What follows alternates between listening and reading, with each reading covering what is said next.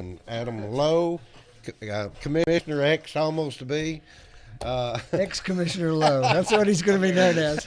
John Stanberry and Franklin Jensen's in the studio with us now. And we have more people out in the lobby, so we're going to have a big crowd here in a few minutes. Anyway, it's not too late to vote. Please go out and vote. If you hadn't voted, some of the things we talked about, if people are too lazy to go out and vote, so please go vote. If I could ask Mike a question, some of the reports that I've gotten today is that the turnout on election day in Bradley County has been a little light. What have you heard from any of the other counties? It's been light there as well. Now I can tell you, and one of the things that I let the man I think is going to be our future Congressman Jim Tracy know last week. It has been light, but Bradley County voted more Republicans in early voting than Rutherford County did. Rutherford County's got 225,000 people. And Bradley County voted more Republicans in early voting than Rutherford County did. So as light as it's been, and it's light in other counties, I've heard from both McMinn and Monroe. I haven't heard from Polk. Adam may have a little better idea of what's going on there, but McMinn and Monroe, it's been way down today. You're not high on Congressman Desjardins' chances? No, I'm not. I think they're over. I can't imagine why. All right, I think we got another call. Let's open it up. Go ahead, caller. You're live. Yes, I would just like to say that I think the commissioners that are leaving, not running for re-election, have done a pretty good job. I know the Brian Smith dude. He was a great cop. He's a good commissioner. Mm-hmm. I kind of hate to see him go because I think his brother has done a wonderful job. So at least we have him left. Yeah, you're right. And let's see, Eddie Elkins is leaving.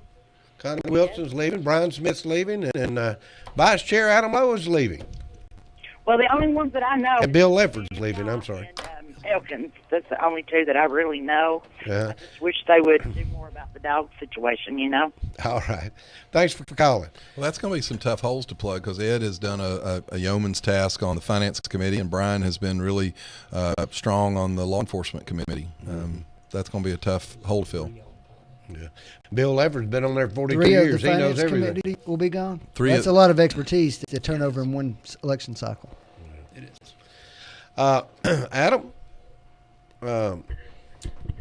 Adam, what are the chances of getting zero-based budgeting in the next commission cycle? About the same that you'll get me to call some of these races. I think, for 4 years we've kind of pushed for ideas like that, and we've tried to be innovative with Could you even get it discussed?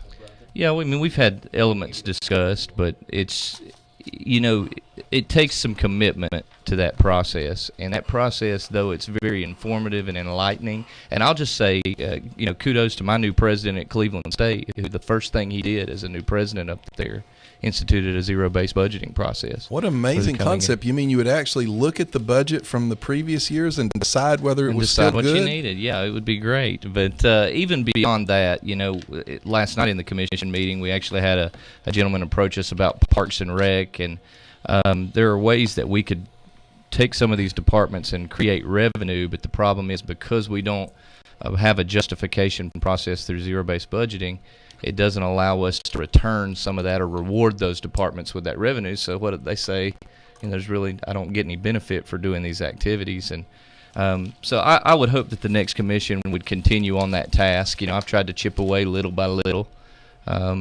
Same thing with merit pay in the county level. I would like to see the department heads have some discretion on who gets pay increases and who doesn't. And over the years, those ideas have become friendlier. I'll say that, but I'm not getting nearly the glares that I got when I first recommended them. Well, I know I always throw this example out, but we created on the federal level a national strategic helium reserve for World War I. It took us till 2004 to get rid of the strategic helium reserve, and I believe at that time it was right at $1 billion a year we were spending for helium that we didn't need.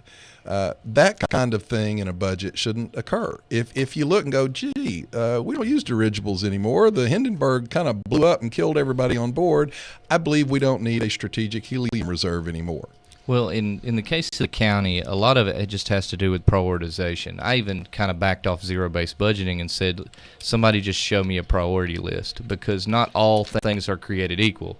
Some things the law requires us to do. Other things we like doing. They're good things. I value them. People value them, but they're just a lower priority. Do we have an asset list in the county? Well, we do have an asset list. So we do know what we own. We do know what we own, yeah. Okay. Theoretically. If it's not on the asset list, I don't know. Okay. So, but there's a building and lands committee that stewards that asset list. But All right. yeah, no, but I would hope that we'll see how this new commission looks. Obviously, one of the biggest concerns I have as an outgoing commissioner is, the ongoing cooperation with our friends at the city.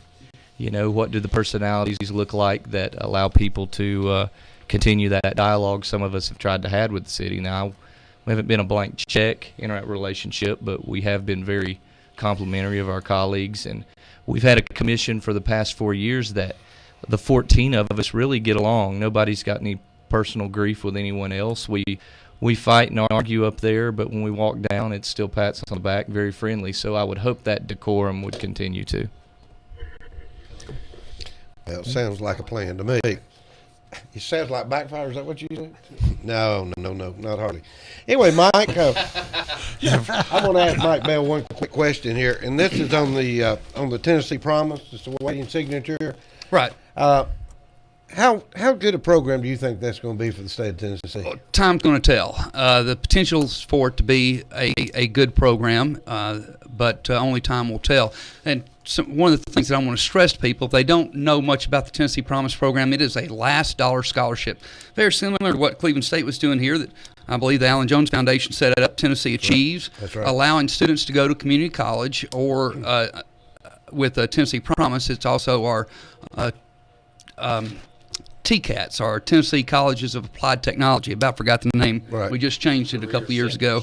Career centers, but allows those people to go. The students who go there, it allows them to go free, but it's again a last dollar scholarship. After everything else, all other forms of financial aid have kicked in, and I'll tell you some of the issues with it that came up. When you make something free, are you devaluing it? That was part of the conversation I heard in Nashville when under the Hope Scholarship plan we have now, there's an incentive for students to get good grades. That incentive's gone now under Tennessee Promise. If you're going to go to a community college or a TCAT, you can go and with any grade. But I think the benefits, again, of giving our students the opportunity to join the workforce, to be able to get work ready, the benefits outweighed the concerns. But I do know the legislature will be keeping an eye on it, make sure that it's running as it should. And it's being funded. Again, if people have not read about it or heard much about it, it's being funded with lottery surplus money. This isn't taxpayer money. It's not tax revenue, but it's surplus money that the constitutional amendment that passed in 2002 severely restricts or limits what it can be spent on. It can only be spent on scholarship money, pre-K, or capital projects for K-12 schools. And so that's what we took, $300 million, created an endowment, and that's what's going to fund this Tennessee Promise program. I know in the state of Georgia they had a program from the scholarship, a scholarship program from their lottery money, and it was based on a grade average or something. Well, and it was the Hope Scholarship. It was the same thing that we got with Hope. In Georgia, if you remember, they overextended themselves and had to go back. Well, part of that is the political dynamics of they got into looking at who was getting the scholarship and who wasn't getting, and they said, oh, this group's not getting enough, so let's lower the standard. Well, pretty soon they lowered the standard to the point where it wasn't financially sustainable. And as a matter of fact, every lottery in the country at about year 7 has actually gone into the red and had to readjust. Right. But so far, Tennessee hasn't. And that's coming from somebody who has never bought a lottery ticket and never will. Mike, let me ask a question about that. And I'll preface this by saying I'm not against this program at all. I think if we had more kids getting some technical training, that would be a good thing. But there is some concern over the last 25, 30 years as the government, whether it's federal or state, has increased the scholarships, increased the Pell Grants.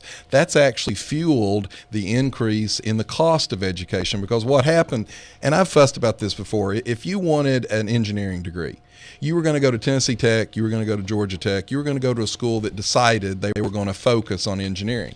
Well, now every campus in every corner of every state focuses on everything. And it's been a huge explosion in the size of the campuses and the budgets of the campus, and that's fueled the pretty spectacular increase in tuitions. Is there any concern that this is just another more money that the colleges will then bloat their size even greater? There's concern, and I'll tell you as well, John, that we are looking at streamlining higher education. Don't know sure how that's going to be done. Don't know sure how we're going to do it. But we want to make sure we don't have Well, this applies to state schools competing community with each colleges and technical centers, right? So it's not really going to You're right. the four-year programs. No, but the point is the four-year. You're right, I just Franklin. used the four-year as an example. As you make more money available, the colleges have a tendency to spend more money. Right.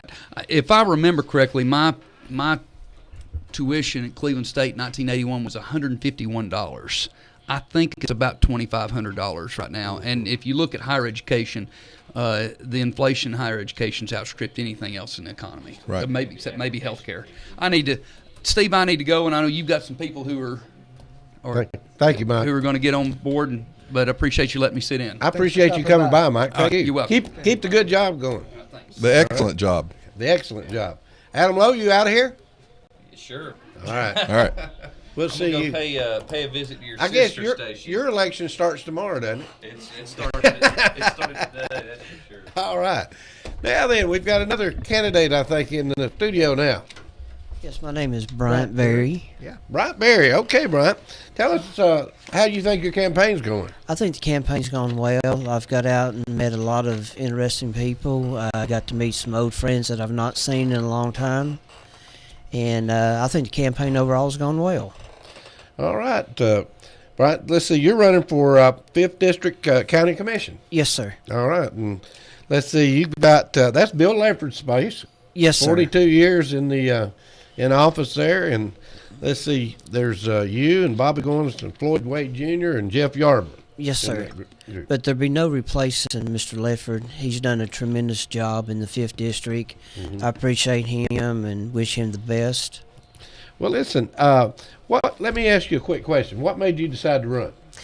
I attended the Fire Board's annual Christmas party, and Mark Rush was there, and he spoke on being a servant, what a servant is. Uh-huh. And I got thinking that night, the people of the 5th District needs to have a voice, and not only just somebody up there, but somebody that will work for the people. Mm-hmm. And that's been the slogan of my campaign, has been the voice for the people.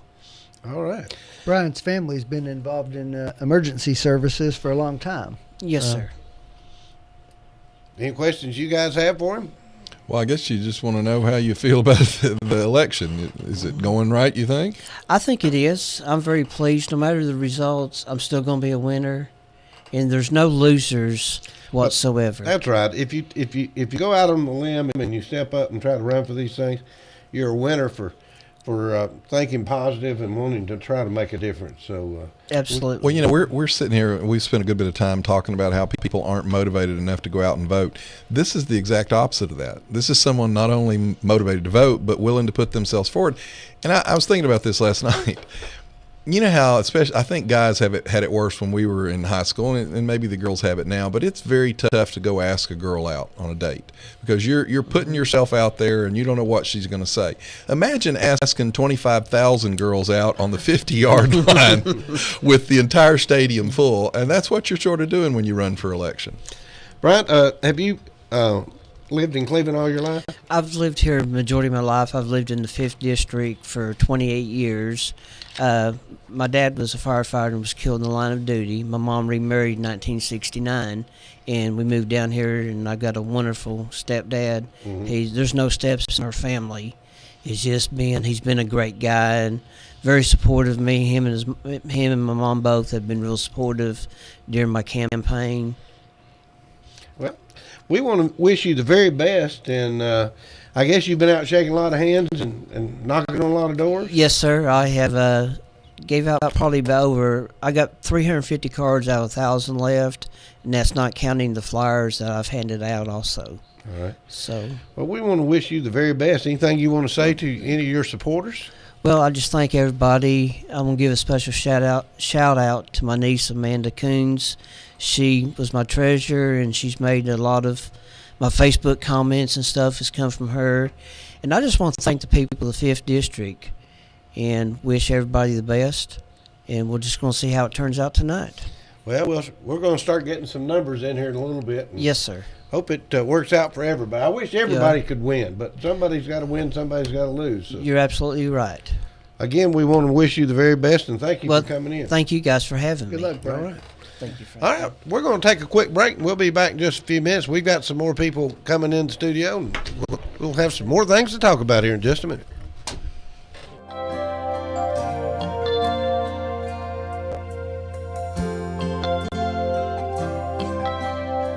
I'm Barrett Painter, and I'm a candidate for General Sessions Judge Division II of Bradley County. I am asking for your vote in the May 6th Republican primary. In my 22 years of practicing law, I have served as city prosecutor, county attorney for Bradley and Meigs County, and currently I am in private practice at Chancey, Canavas, Love, and Painter. My commitment is to maintain the highest level of honesty, integrity, and fairness in